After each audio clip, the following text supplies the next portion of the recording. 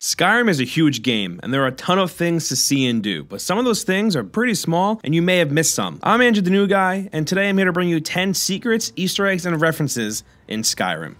And before we get started, just to let you know, less than a year ago we covered Skyrim stuff in a more secret-oriented video by Falcon, so if you're looking for more, or you think we missed something, we linked it down below in the description. Up first, number 10, this is something small that I didn't notice at first, but if you use fire-based magic on water, the water will actually start to boil. Not on a river though, only on small, still bodies of water like a pond or a lake or even a little bucket of water. This is a really cool little attention to detail, and it's awesome that in a game of this size, Bethesda thinks of putting something small like this in. But imagine they took that small attention to detail and applied it to all the bugs they have in the game, maybe we wouldn't have any of those. But then again, what's a Bethesda game without some silly bugs? And up next, number 9, after arriving in the city of Markarth, if you go find Endon's house, there's a shelf in the back of the room with a piece of sliced goat cheese, a row of garlic, and glow dust. And it's all arranged to look like a scene from Pacman. Like, you know, this Pacman eats the cheese and then there's little dots that he's trying to eat. It's a very obvious reference, and it's very hard to miss if you're actually in the house and you're looking for it. It's actually really funny and looks so strange and out of place, like it really doesn't belong, but it's a really fun find, and I definitely recommend you go looking for it once you arrive in that city. And at number 8, if you head south of Rebel's Cairn, you'll come across a pile of rocks, and there's a sword sticking out of it, and this is obviously Skyrim's take on the sword and the stone myth. This is another one that's pretty easy to miss, seeing that it's out in the open world, but it's definitely one of those like, oh shit, look at that things. You know, it's a fun little find, and when you kind of stumble upon it, it's just like, oh, like,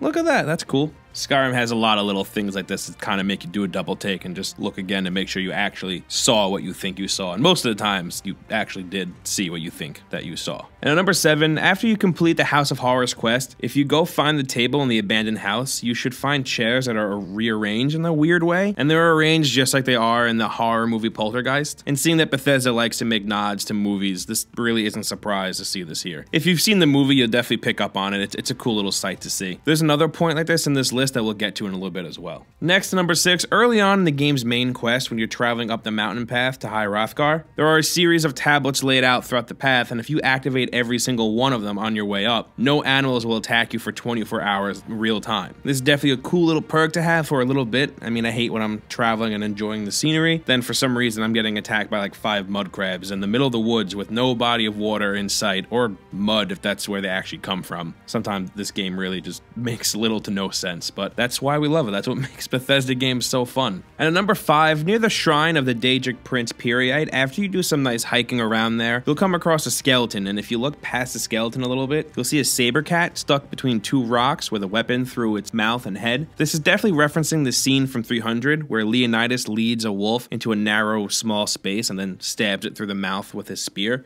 It definitely doesn't look as cool as that scene here in the game. I mean, it kind of looks a little goofy here. I mean, honestly, everything looks a little goofy in Skyrim, but I think that's part of its charm, part of what makes it what it is. Same thing with Fallout, how Fallout's just full of goofy things, lines, and you can even come across some really goofy stuff in that game as well. And next, number 4, if you travel a little northwest of Whiterun, you'll stumble upon a small, shallow lake. And in the middle of that lake, there's a skeletal hand emerging from the water, and it's holding a sword. This is definitely a nod to the King Arthur myth, where the Lady of the Lake presents Excalibur from the water, which is how King Arthur ends up getting his famous weapon. Also, the blade that the hand is holding, I'm pretty sure scales to whatever level you are. So if you're looking to get a free, I don't know, ebony sword maybe, I would go a little later on in your playthrough. Don't go too early, because then you're just going to get stuck with like poopy garbage iron sword, and I would much rather just wait and get a free expensive ebony sword towards the end of the game. So that's just what I would do personally. And up next, number 3, this is a little secret that will definitely benefit you if you play a stealth-based character. The Forsworn Briarhearts can actually be killed by pickpocketing the hearts out of their chest. This is something that I didn't notice until recently, which is weird because I always play a stealth-based character, but I've never been an up-close and personal player. I've always been into range attacks, but it's still a cool little trick. Seeing that their hearts are exposed in their character models, it totally makes sense that you could sneak up behind them, rip it out, and just kill them really quick. And I've always wondered why I was able to loot that part of them whenever I killed them, and now it just kind of all came full circle and makes complete sense to me.